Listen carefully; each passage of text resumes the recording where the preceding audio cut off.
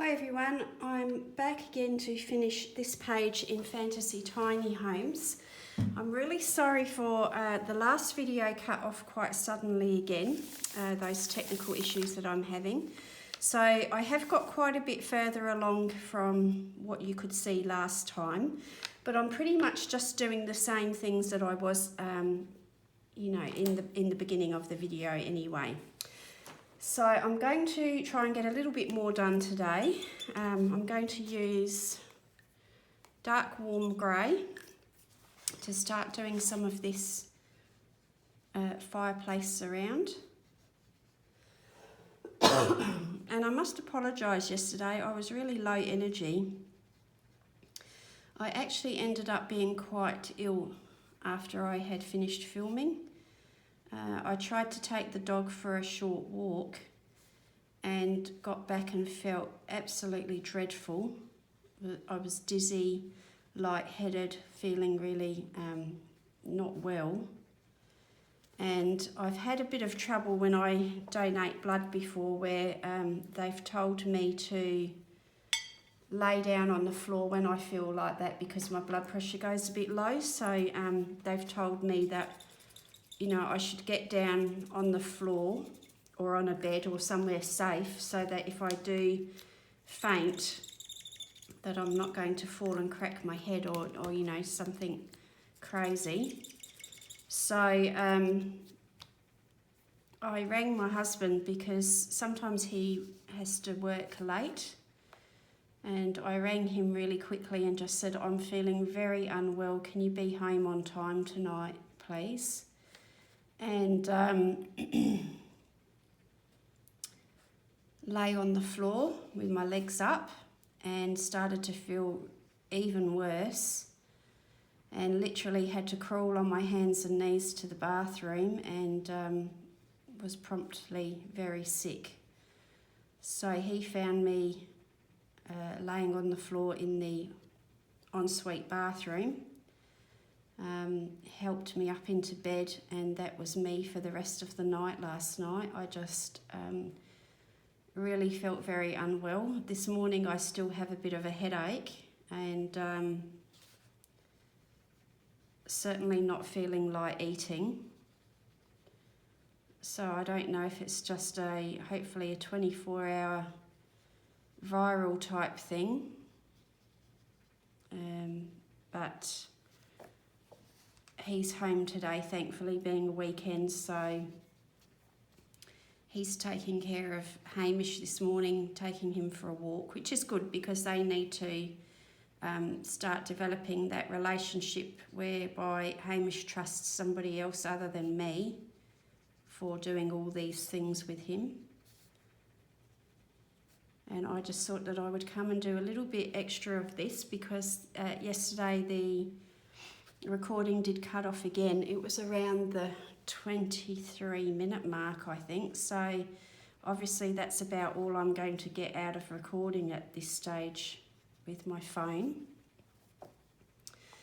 So I was pretty much working the same way as this, and like I did in the beginning, that I'm selecting some areas that I use with the marker direct on the paper, but most of it I'm doing onto the plate, and then applying the damp brush to the paper. And what I'm doing here is I'm just working up some layers that, now that's all dry from yesterday, I'm going back and working over some layers again. So it's almost like I would work with markers, any sort of markers, alcohol or water-based, but instead of using the marker, I'm just using the water brush. So if you think about it as in the same terms of working method, but I'm just using a different tool. And what that's doing is giving me some nice, really subtle colours that, working directly in the marker onto the paper is not really that subtle and it's quite solid.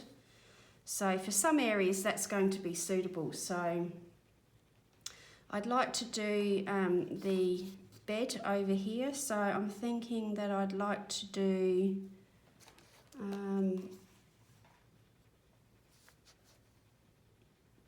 Perhaps something along the lines of the wall there. That ended up being Naples yellow that I used there.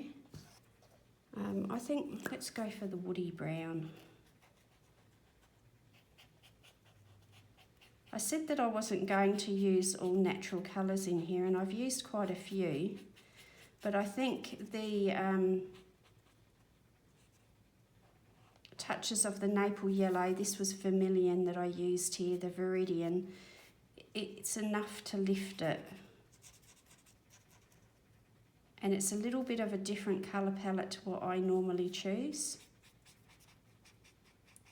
So what I'm going to do here, where it's drying, it's leaving sort of texture marks, I'm actually going to exploit that and try to make it look a bit like wood grain. So I'm going to go in these vertical strokes.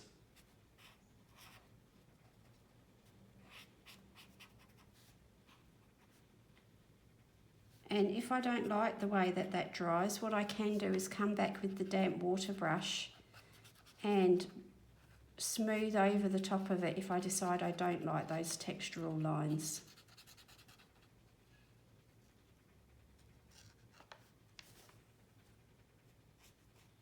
So just trying to get all those areas that would actually be the bed frame. I have a habit of forgetting little things like that and then coming back later and forgetting what colour I'd used on them. And I'm going to start bringing in some brighter colours for the different colours on the books here. So I think I might use some from the flower range. I want to try some of these pinks out. We've got Iris, salmon pink and magenta pink. So I'm going to go with Iris. So I just feel like I need a little bit of brightening in some small sections.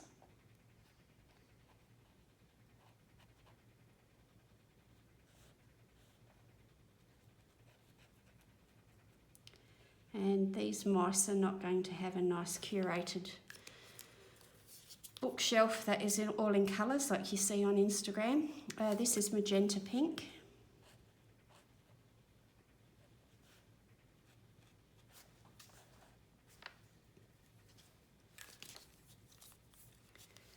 And I think I might like to use a purple. This one is light purple.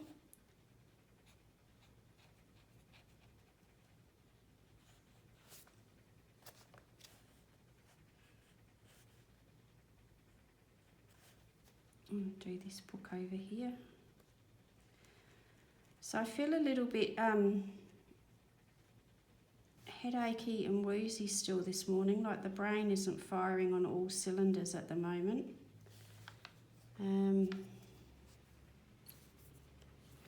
I did get a fair amount of sleep last night, but very broken. This one is yellow green.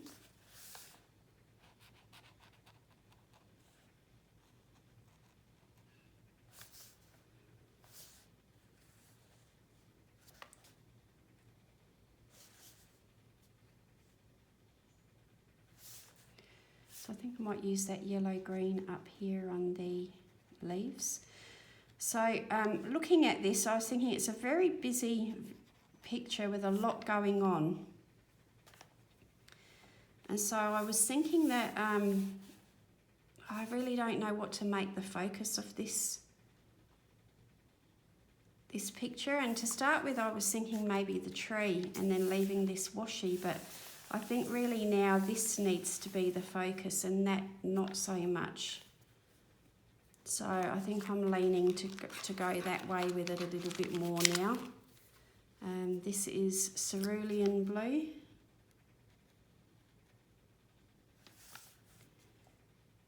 And I'm going to add a little bit of that down here into the rug.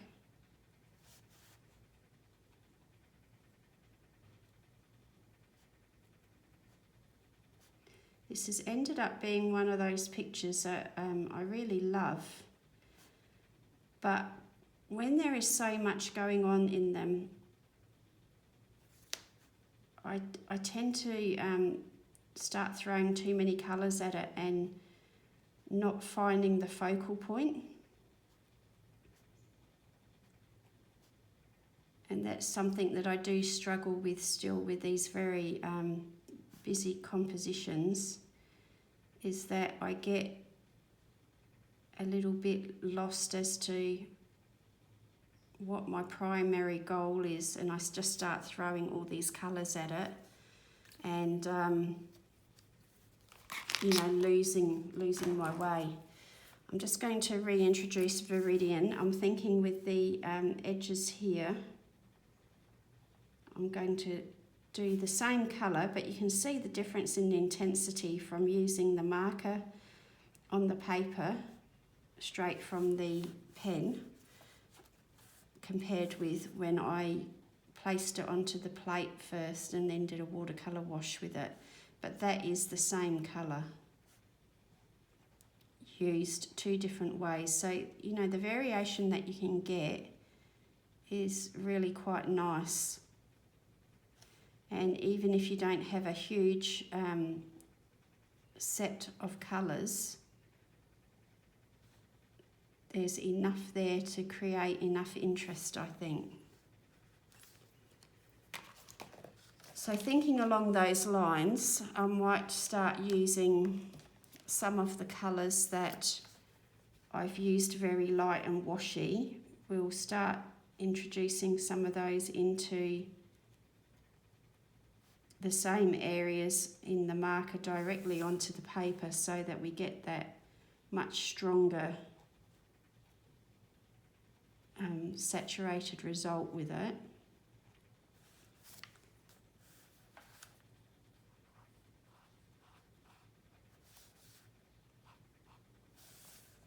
This is where we might be able to reintroduce some of those details, but without adding a whole different colour, set of colours.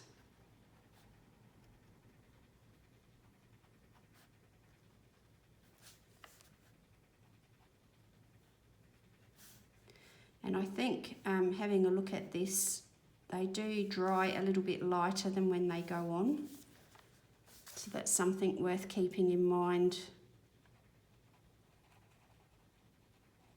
That, you know, initially, sometimes I get a little moment of panic that I've gone way too dark, but then the marker actually does dry a little bit lighter. We'll bring some blue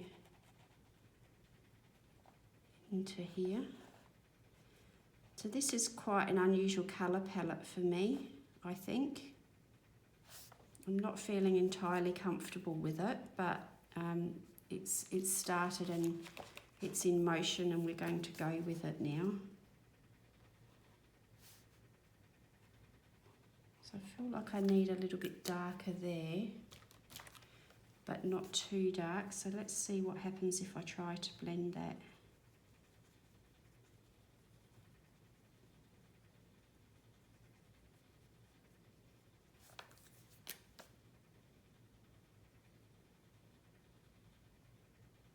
So I'm just touching the tip into the damp paper there and it's bleeding really nicely. So that's a different look again. And the little mouse's blanket up here dried really lightly. That I just used that off of the plate.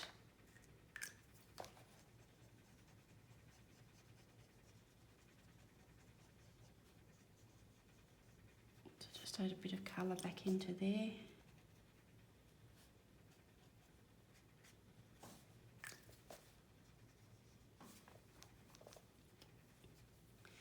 And I think I might use a fuchsia or pale orange. What does this one look like? That's a very light colour. I seem to want to do all mouse tails in pink or this very sort of light fleshy colour. So that's actually pale orange. So that one's got ears there. I'm thinking that I might like to bring some gold metallic pen into the clocks and sort of fine details like that. I want the soil here to be not quite as warm as the colours that I've used in there. So I'm going to add a bit of extra dark warm grey, and I'm going to mix that in with one of the browns that I've got there, and it becomes a much cooler looking brown. And I'm just going to very loosely, I might just dampen that paper first, drop that in. So I want it to sort of look washy and loose. I don't really want it to look all solid and saturated in the same intensity of colour.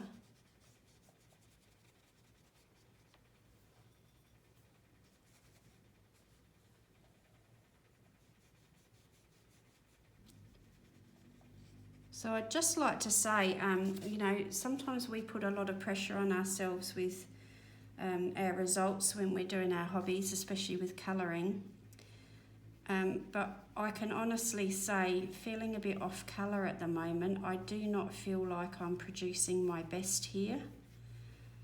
But I thought it's also really a good sort of thing to share with you.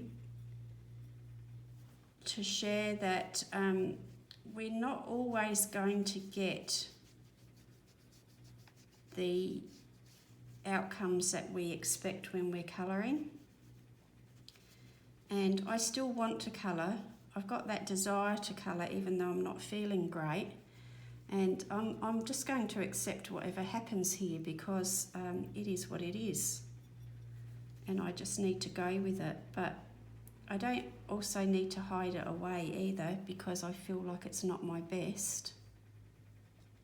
There's still going to be something worth sharing out of this that one of you might pick up an idea from,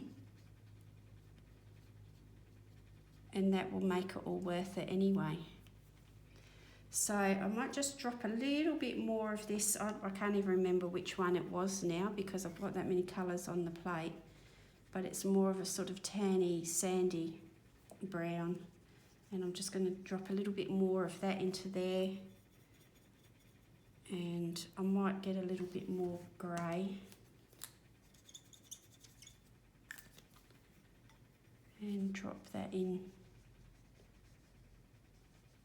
a few different places as well.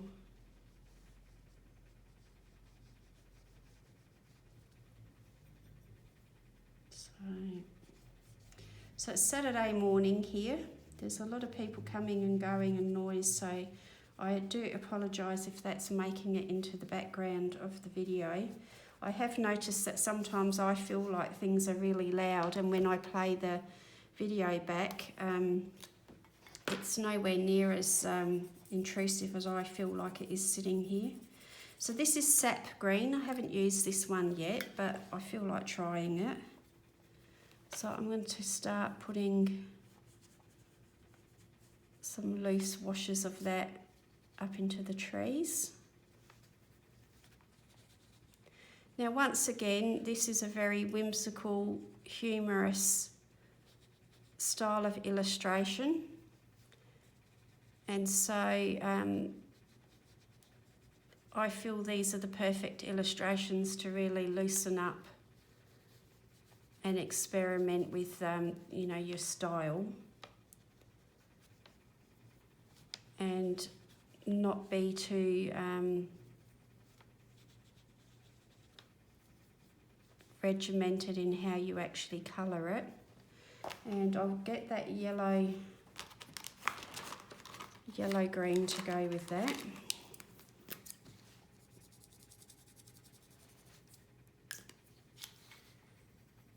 and start adding a little bit of brightness into there as well. So the sap green does have a little bit of a yellow leaning towards it, I feel, but much more dull, whereas the yellow green is a much brighter green, so it's giving that dappled look when light is going through leaves.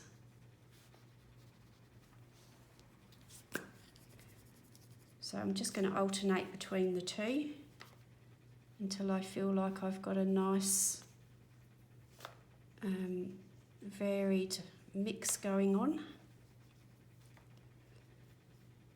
Just very loosely interpreting that if a leaf is behind another leaf, or behind, or you know, the tree, that it may be darker, very, very loosely, and that the lighter, brighter leaves are going to be the ones that are at the top or at the very front.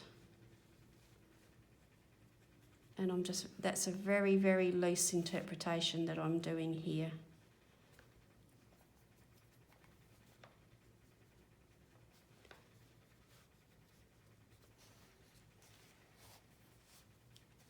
Okay, so let's see how we're going for time.